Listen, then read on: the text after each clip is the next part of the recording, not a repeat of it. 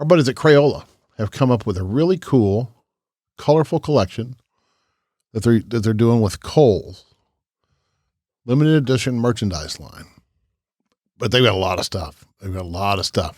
But they're playing off all their colors, 64 colors or 28 colors or whatever. But they've got tons of really, really colorful stuff. Most of it's kids, some of it's adults. Some of it's, around art. I mean, if you know people that are graphic designers or people that are in the art business, museum people, whatever, they might appreciate this kind of thing. I think it's mostly kids though. They do have Crayolas. They do have Crayola accessories like carrying cases and things like that.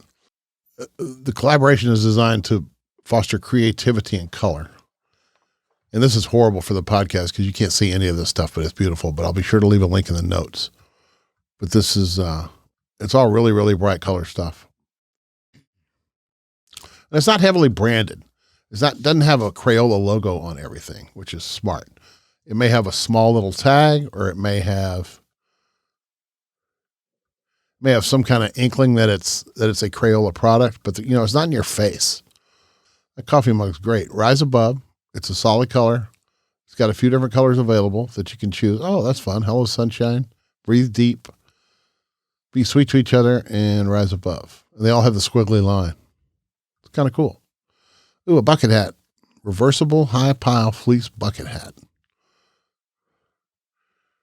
Pencil set. And they got regular stuff like you buy in the store, like in the Walgreens or whatever. Crayons and markers and stuff like that.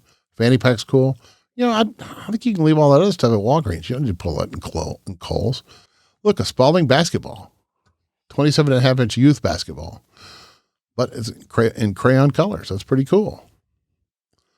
So that's a co-brand kind of. Spalding, Crayola. That's pretty cool.